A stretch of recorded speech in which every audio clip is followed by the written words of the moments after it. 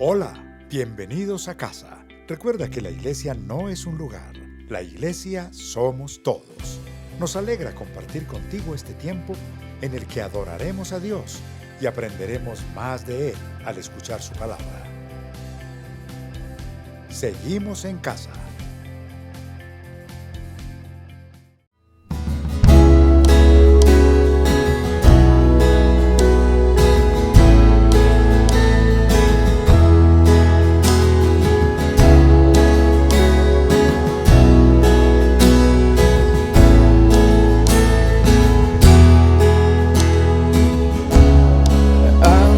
De hablar, tu voz podía oír. Ha sido tan bueno para mí. Antes de respirar, soplaste tu aliento en mí. Ha sido tan bueno para mí.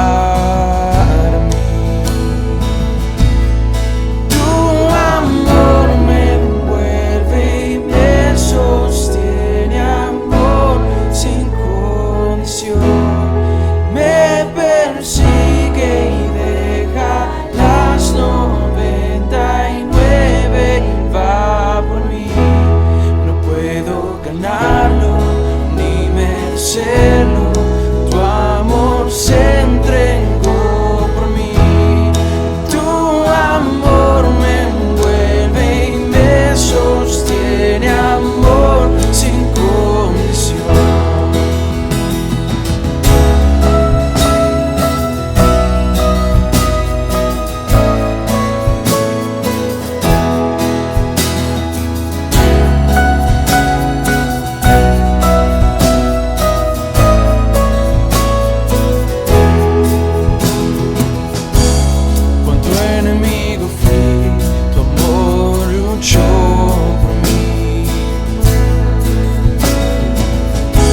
Ha sido tan bueno para mí.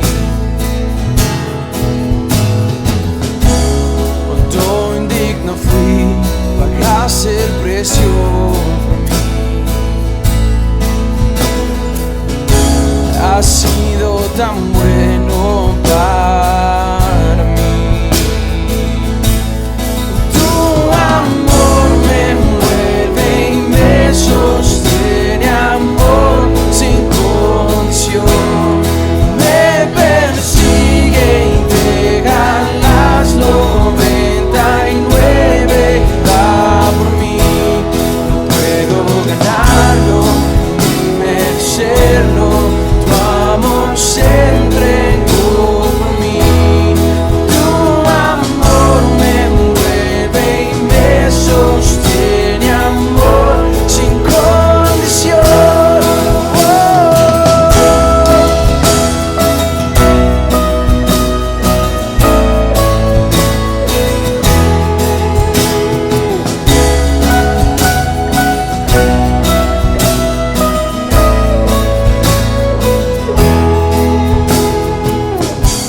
No hay sombra que no alumbres, monte que no escales para encontrarme a mí. No hay pared que no derrumbes, cadena que no rompas para encontrarme a mí. No hay sombra que no alumbres, monte que no escales para encontrarme a mí. No hay pared que no derrumbes, cadena que no rompas para encontrarme a mí. No hay sombra que no alumbres, monte que no escales para encontrarme a mí. No, no, no. No hay pared que no derrumbes, cadena que no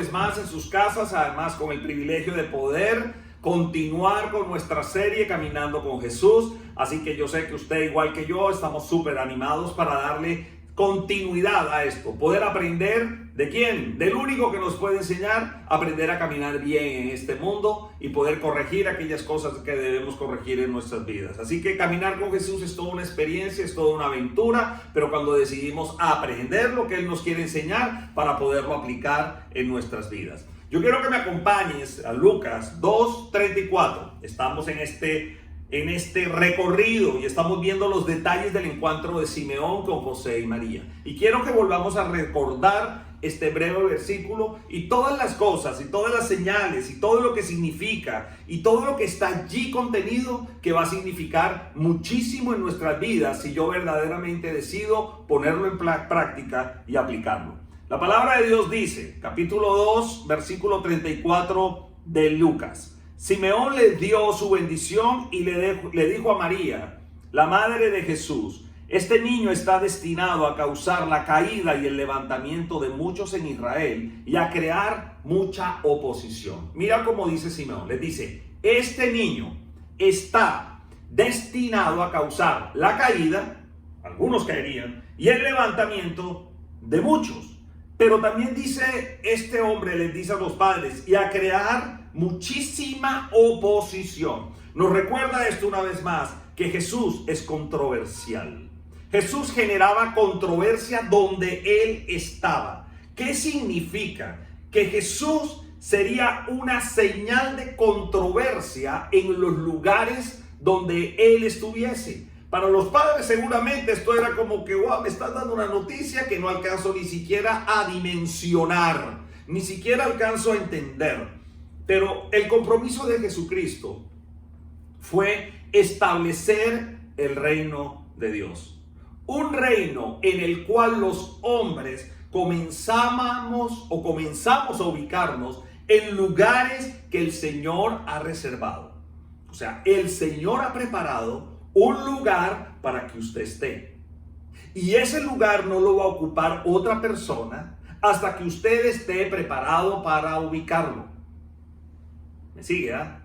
Quiere decir que Dios se encarga de mostrarnos ese lugar donde quiere que estemos, al cual debemos llegar, pero ¿cómo vamos a llegar allí? Tenemos que experimentar una transformación de nuestro corazón, de nuestras vidas, para aceptar lo que el Señor nos está ofreciendo y vivir lo que Él nos está ofreciendo. Es el Jesucristo controversial, que llegaba en medio de multitudes, en medio de todas las situaciones, expresaba una verdad, manifestaba una verdad, hacía un milagro, pero siempre había una enseñanza más que cualquier cosa. El Señor dijo, he venido al mundo a traer salvación y perdón de pecados. Yo soy la luz del mundo. Cuando el Señor dice que Él es la luz del mundo, es que estábamos inmersos, sumergidos en una gran oscuridad de la cual no teníamos ni idea que estábamos. Entonces, cuando el Señor dice, y ha venido a establecer el reino de Dios aquí sobre la faz de la tierra, quiere decir que Dios quiere reubicarnos en otro lugar. Y esto significa que algunos que son considerados grandes en el mundo no van a recibir ese mismo prestigio y reconocimiento. Y otros, tenidos en poco por sus semejantes, serán ubicados en lugares de grandeza por las cualidades espirituales que poseen. Así dice la Escritura. Los grandes no son los que van a estar. Los que son considerados en poco son los que van a llamar. Por eso dice el Señor, de lo vil y despreciado escogí yo para que nadie se jacte.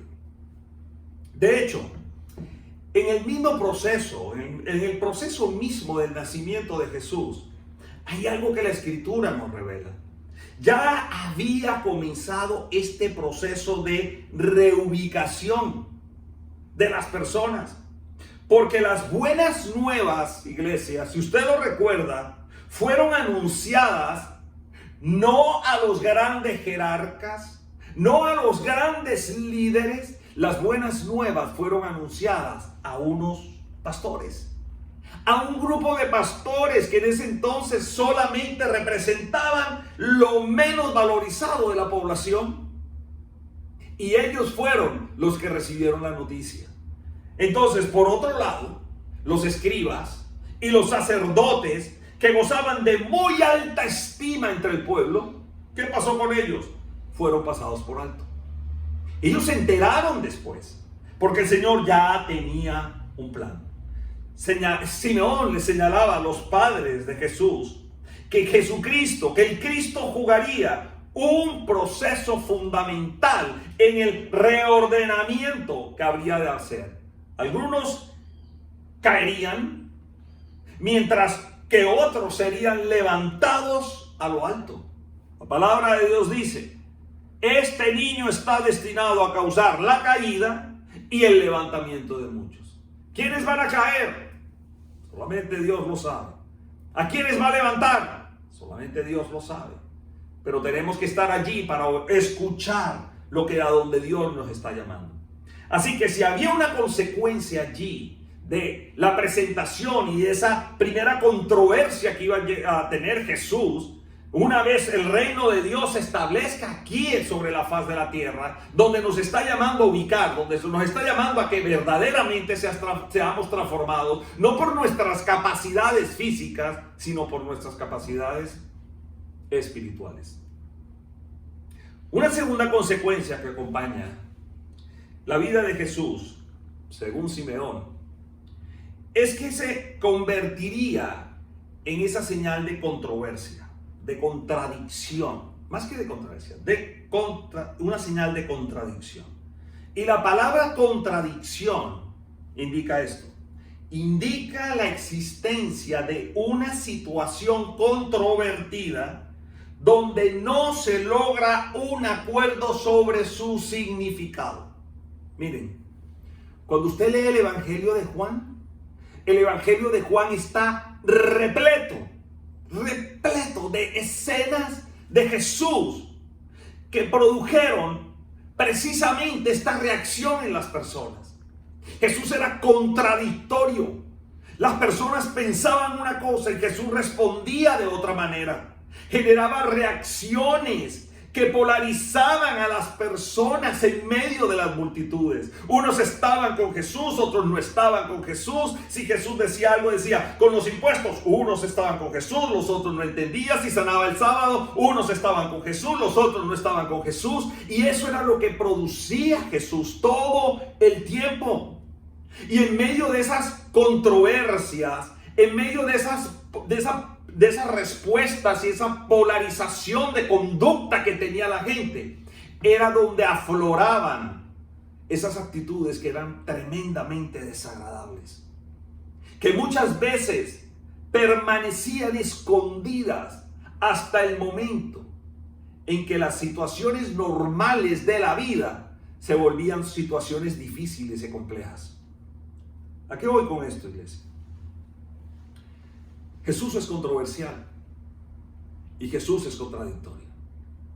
Y muchas veces en nuestras vidas, esta reacción puede ser el principio que se vuelve algo nuevo para aquellos que verdaderamente vayan a estar dispuestos a detenerse y a sincerarse consigo mismos para poder conocer la verdadera condición de nuestros corazones. ¿Quién conoce su corazón? La palabra de Dios dice que solamente el Señor conoce las intenciones del corazón.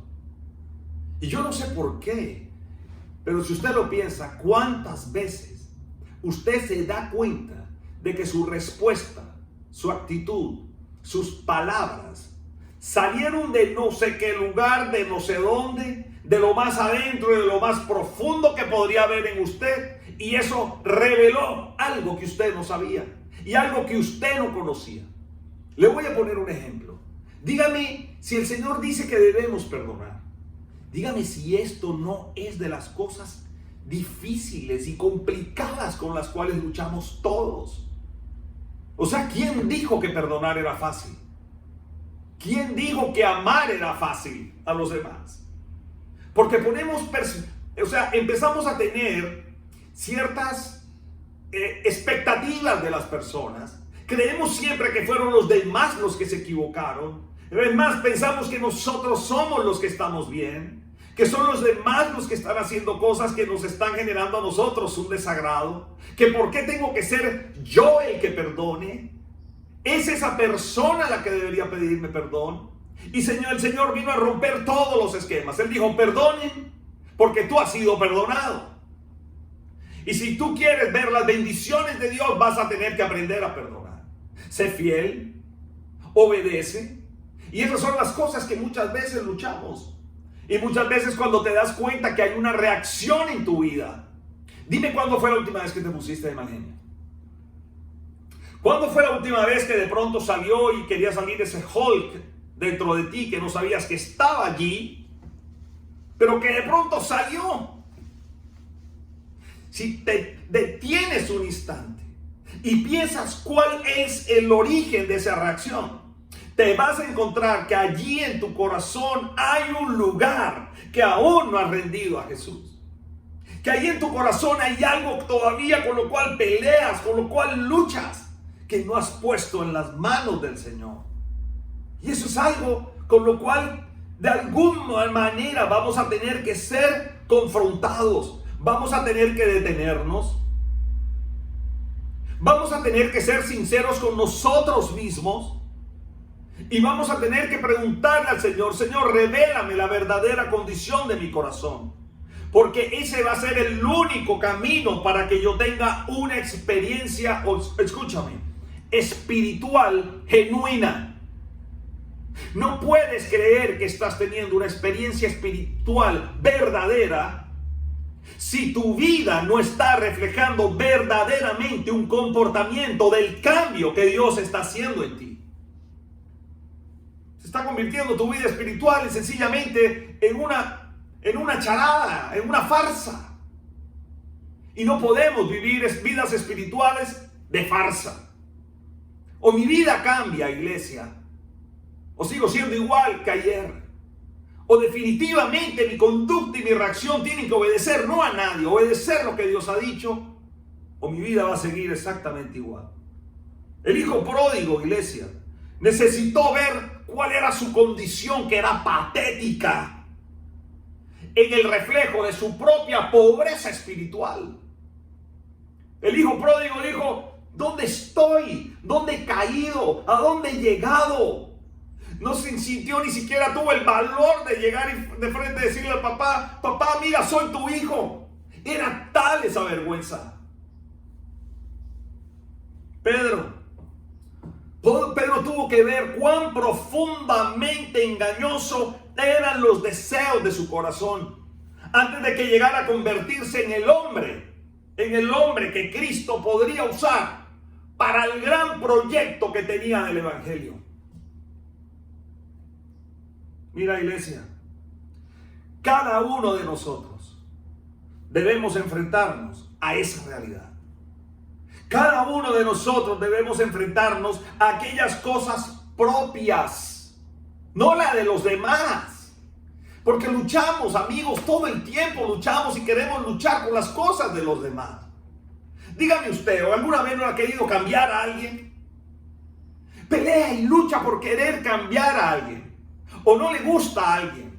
O alguien no hace las cosas como a usted le parece. Pero usted ha visto usted. Estoy tratando de hacer ese ejercicio en mi vida estos días, me estoy viendo yo. Trato de ser paciente, más tranquilo, como el pastor Darío nos enseñaba, macrotumia. Sea tranquilo. Tienes que estar tranquilo ante las respuestas que le des a los demás.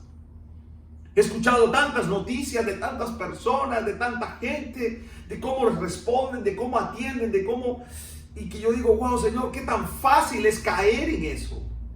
Qué tan fácil es no darnos cuenta de que no me estoy enfrentando a aquellas cosas que son propias y que me impiden la verdadera transformación que el Señor quiere producir en mi vida.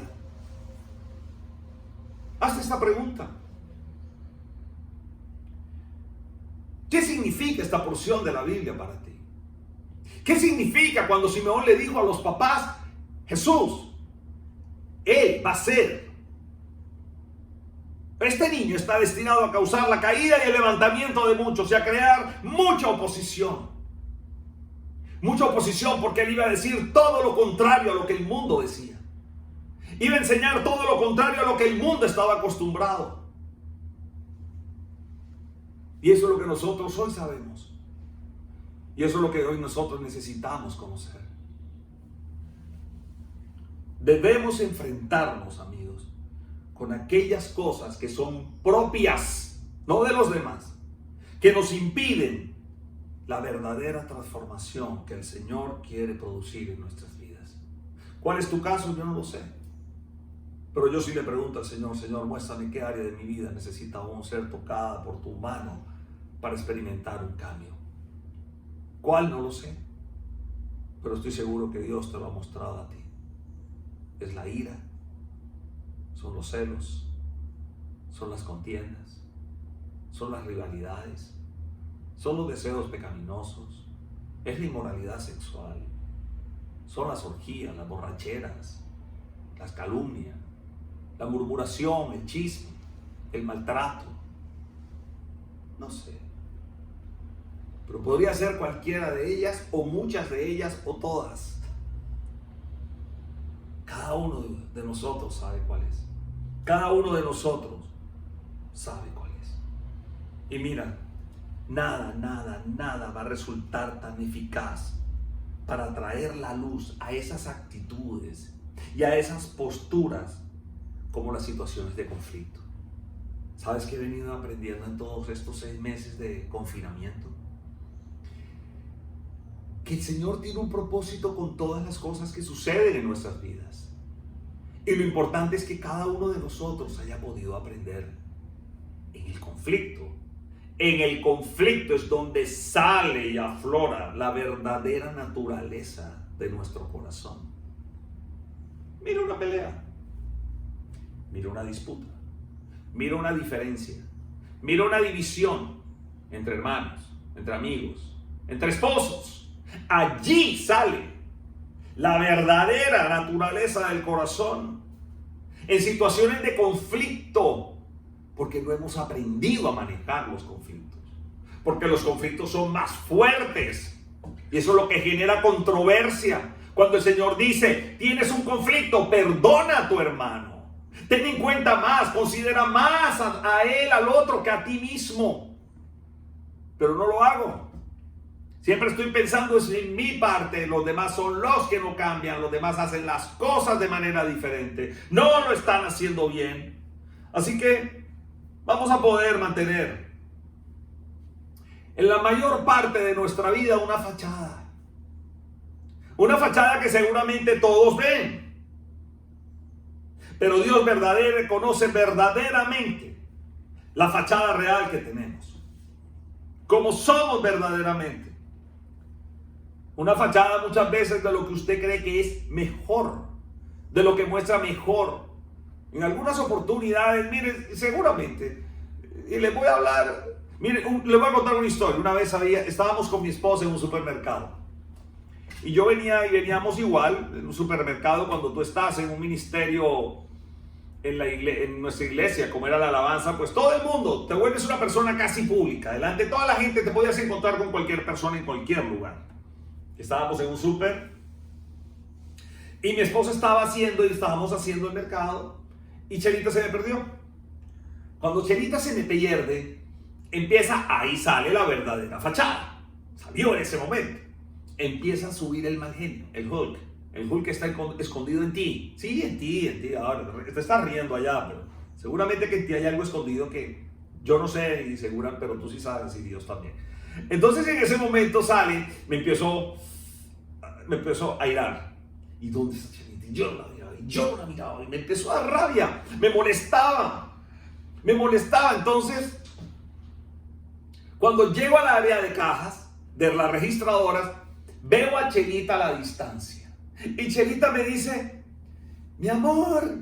Y yo desde allá le hago la cara más molesta, como, ¿dónde es? Como así, pero te estoy buscando. Y Chelita llega y me dice rápido: mi amor, mira, esa es una persona de la iglesia. Y yo de que me quedo así, como usted ha visto una transformación rápida. Yo dije, ¿dónde hay? ¿Qué hubo? ¿Cómo estás?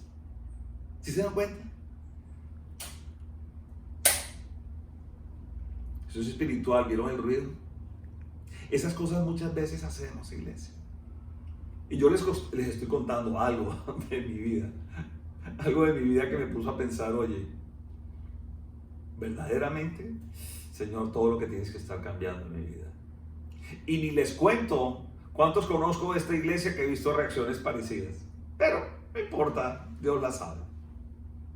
¿Sabes algo?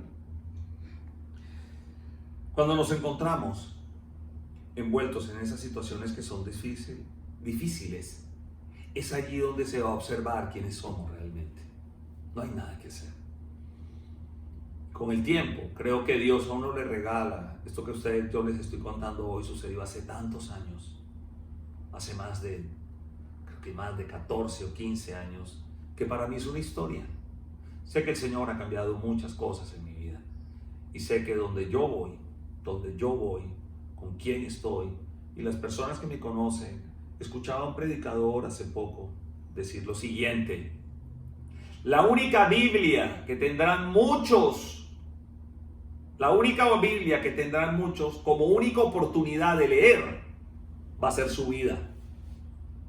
Así que nuestras vidas, y pude entender esto, cuando la palabra de Dios dice que es poderosa y eficaz para cambiar y transformar y llega hasta lo más profundo de los tuétanos como espada de dos filos para cambiar nuestras vidas, es que el Señor nos está invitando a que seamos hacedores de su verdad. Y ser hacedor de la verdad, de la palabra de Dios, constituye y lo convierte a usted en un testimonio vivo que camina sobre la faz de la tierra, hablando de Cristo con su conducta, con sus actitudes, con su postura a todo el mundo. Y eso es lo que tiene que cambiar las vidas. Y eso es lo que tiene que impactar en los demás. Que ellos se conviertan a ti, pero que tú no te conviertas a ellos. No te estoy diciendo que seas el mejor cristiano aquí en este lugar en la iglesia. Tenemos que ser los mejores cristianos allí en los lugares donde nadie tiene una oportunidad de abrir una Biblia y leerla. Pero que se vea su amabilidad, su generosidad, su respeto, su amor, su dedicación, su diligencia, su excelencia, su dominio propio, su bondad, su amabilidad. Eso se tiene que notar, iglesia. Simeón le dijo a María que esta sería una de las funciones de Jesús en la vida de todos los que lo rodearan. Cambiar las vidas de muchos. Provocar esa clase de controversia que permite revelar las verdaderas intenciones de los corazones. Y esto es lo que hay en el corazón. Lo que el Señor verdaderamente quiere transformar. Lo que hay en tu corazón y en el mío es lo que Dios quiere transformar. Y a veces creemos que podemos entretener a Dios. Y eso es lo que más a veces me llama la atención. Creemos que podemos entretener a Dios con nuestros pasatiempos religiosos, haciendo cosas que creemos que estamos descrestando al Señor. Y no voy a ningún lado, voy a ayunar para descrestar a Dios. Estoy leyendo el mejor devocional para mostrarle a Dios cómo lo hago. Entonces oro mejor que todo el mundo para mostrarle a Dios. Estoy estudiando la Biblia más que todo el mundo para mostrarle a Dios. Yo no tengo que mostrarle a Dios nada. Yo tengo mi corazón, es el que tiene que mostrarle a Dios que mi vida está cambiando. No importa con quién oras, qué haces, cuánto haces, qué saltimbanqui y gimnasia financiera vayas a estar haciendo. Tu vida tiene que cambiar. Tu vida tiene que ser transformada. Porque cuando mi vida y tu vida son transformadas, créeme esto.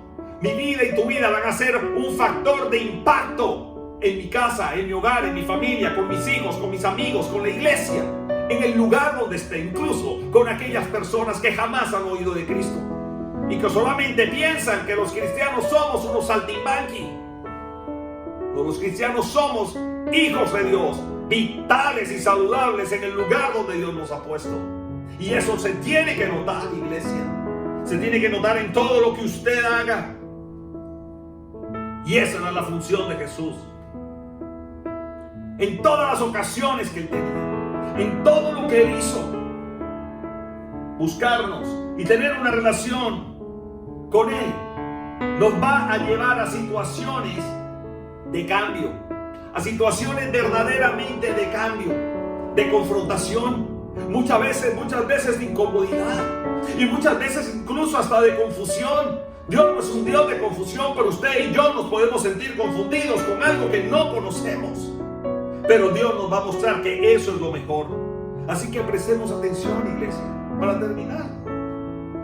Pongamos atención a las actitudes que exteriorizamos a los demás. En estos momentos, esos momentos que tienes que de pronto empiezan a mostrar algo que no voy a decir que no eres, sino aquello que verdaderamente estás guardando en el corazón. Y cuando nos demos cuenta que nuestras vidas verdaderamente están teniendo un cambio, es donde vamos a poder identificar que estamos dando grandes pasos para abrir nuestro ser interior a la poderosa obra transformadora de Dios en nuestras vidas. No te lo pierdas. No permitas que el mundo, que el enemigo te quite el privilegio de experimentar la mano de Dios en tu vida, cambiándote y transformándote, porque vamos a ser siempre mejores personas. Dios te bendiga.